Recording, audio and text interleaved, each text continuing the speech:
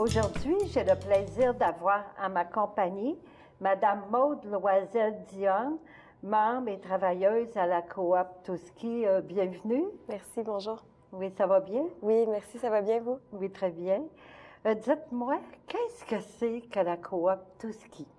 En fait, c'est une coopérative de travail. C'est un café de quartier aussi, donc c'est un restaurant dans lequel il n'y a pas de patron.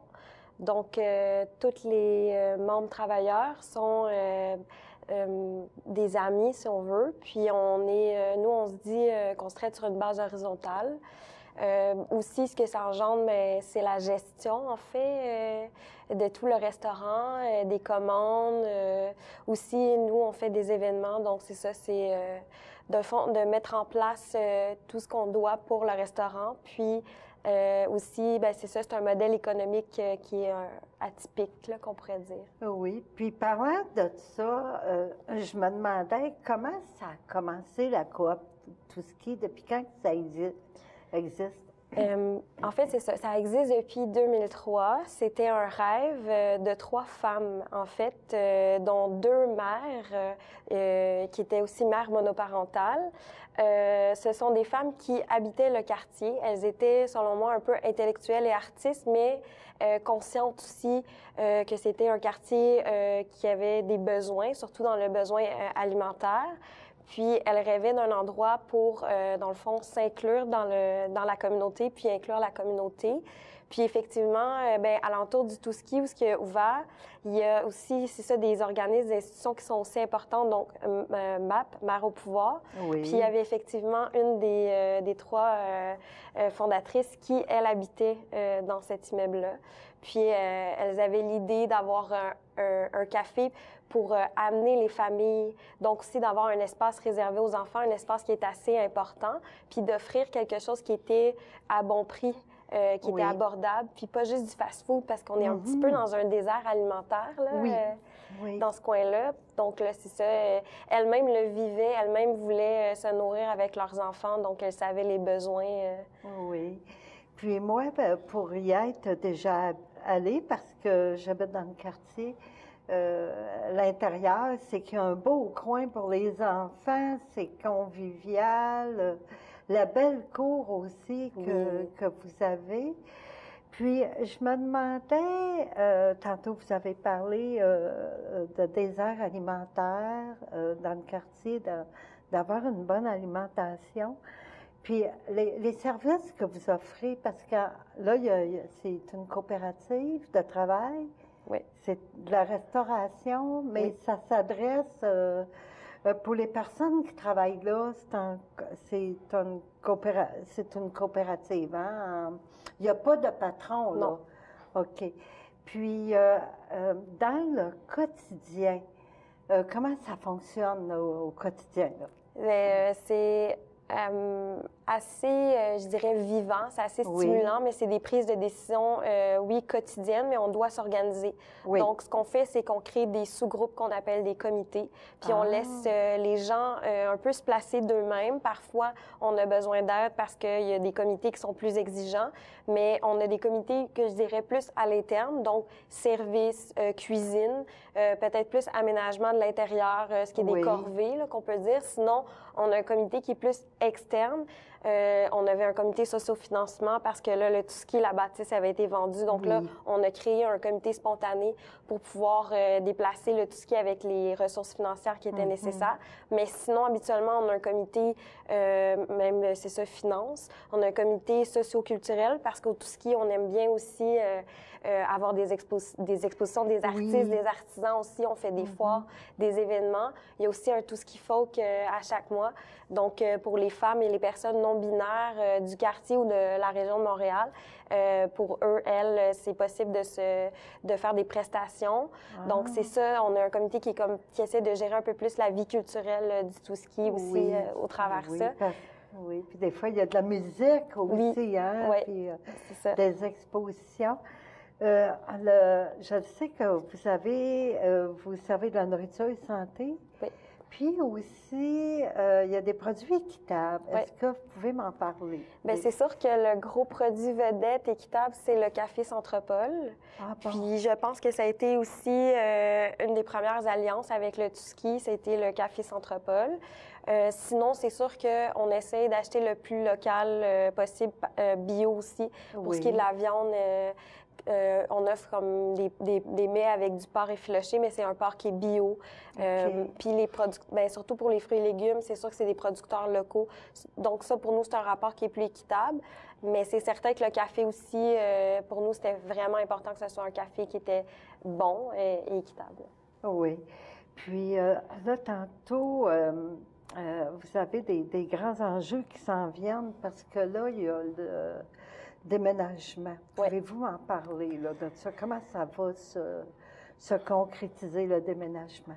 Bien, en fait, c'est ça. Nous, on a fait une offre d'achat début mi-septembre, en fait. Oui. Début septembre, mais on a eu une réponse mi-septembre. Ça faisait déjà 2 ans et demi. On a travaillé très, très fort. Oui. On voulait sauver le Touski à tout prix, puis on se disait, il faut rester dans le quartier. Donc ça a été assez difficile pour nous. On a eu beaucoup de déceptions, beaucoup de peur parce qu'il y avait des endroits que les portes se refermaient. Puis là, depuis 2 mois, c'est un boom. On est déjà en train d'aménager l'autre local qui est au 2375 rue Sainte-Catherine. On a fait l'achat du local. La banque nous a appuyés depuis le début. C'est la Caisse des Jardins, en fait. Oui. Puis c'était des grands partenaires. Eux autres aussi, depuis le début, étaient avec nous. C'était un peu inouï. On savait pas trop que... on aurait pu avoir autant d'argent pour pouvoir acheter.